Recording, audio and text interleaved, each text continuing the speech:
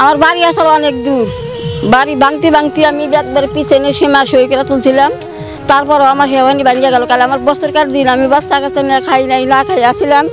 এই বাড়ি ভাঙা ঘর টালে যে ভাঙিয়ে থুইছি পুরান আমার নেওয়ার জন্য নাই, আমার কিচ্ছু না, আমার স্বামীরাও মরে গেছে গা 6 মাস ধরে। সারা দেশে ঈদ আনন্দ যখন মুসলিম মানুষরা যখন উচ্ছ্বাসিত, তখন নদী এলাকার মানুষের খুব বেহাল অবস্থা। দর্শক, আমরা রয়েছি জামালপুরের দেওয়ানগঞ্জের যে জিঞ্জিরাম নদী রয়েছে, এই নদীর কিনারায় কিন্তু আমরা দাঁড়িয়েছি এবং এই এলাকার মানুষের কথা শুনেছি যে আসলে তাদের ভিতরে কিন্তু কোনো ঈদ আমেজ বলতে কোনো কিছু কিন্তু তাদের ভিতরে নেই। আমরা শুনেছি যে আসলে ঈদের দিনেও কিন্তু তাদের কিন্তু ঘরবাড়ি টান দিতে হয়েছে এবং তারা বলেছে যে আসলেই তাদের কিন্তু সেভাবে কোনো থাকার জায়গাও নাই। একবার বাড়ি ভাঙলেও সরকারিভাবে কোনো কিন্তু পদক্ষেপ নেওয়া হয়নি। ইউনো মহোদয় এবং পানি উন্নয়ন বোর্ডের মাধ্যমে যদি এই পাথরের চর জিঞ্জিরাম নদীতে যদি দ্রুত গতিতে জিও ব্যাগের ব্যবস্থা না করা হয়, তাহলে কিন্তু আসলেই এই এলাকার গুটি কয়েক বাড়ি কিন্তু আসলেই বিলীন হয়ে যাবে এই নদীর ভিতরে। পুরো দেশবাসীর মধ্যে যখন ঈদের আনন্দ বিরাজ করতেছে, তখন এই যে ভেঙে যাওয়া বাড়ির মানুষগুলোর মধ্যে কিন্তু ঈদের কোনো আমেজ নাই এবং আমেজ ছিল না।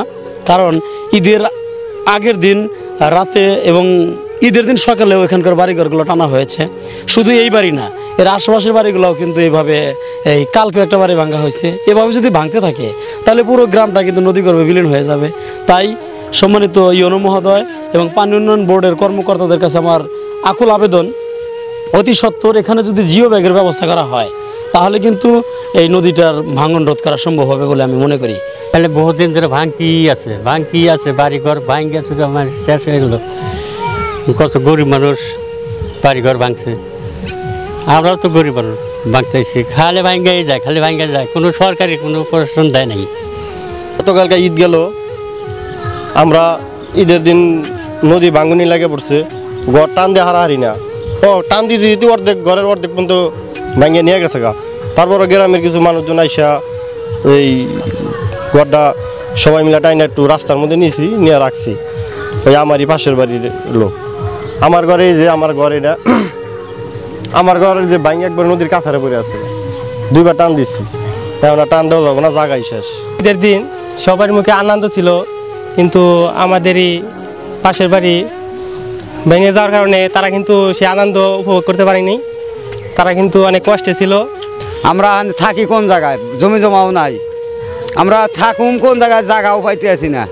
তাহলে আমরা উপায় কি? আমাকে সরকার যদি একটা অনুদান দিত, বান্দা চান্দার একটা অনুদান করতো, তাহলে আমরা একটু বাঁচতাম। তাহলে আমাকে বাঁচার বুদ্ধি নাই, নয়তে থাকারও জায়গা নাই, আর নদীতে পয়সা জানাবো আমাকে ব্যবস্থা। আমার বাড়ি ছিল এখানে, এই যে পূর্ব বাসা দেখতেছেন, পূর্ব বাসা আমার বাড়ি ছিল এখান থেকে আমি বাড়িটা সরাই নিয়ে গেছি। আমার বাড়ি ভেঙে গেছিলো, আমি এখান থেকে সরাই নিয়ে পূর্ব বাসা বাড়ি নিয়েছি। তো এখানে বিশেষ করে আপনার বহুত বাড়িঘর ভেঙে সরাই নিয়ে গেছে। তো আসলে আজ পর্যন্ত এই যে পাথরের চর এই জিঞ্জিরাম নদীটা ভাঙনের পদক্ষেপ আজ পর্যন্ত কোনো প্রশাসনের নজরদারিতে পড়ে নাই। পানি উন্নয়ন বোর্ডের যদি কোনো কর্মকর্তা থাকেন, তাদের কাছে আমি আকুল আবেদন জানাচ্ছি যে আপনারা অতি দ্রুত যদি পারেন আমাদের এই নদী ভাঙনটা একটু পদক্ষেপ নেবেন।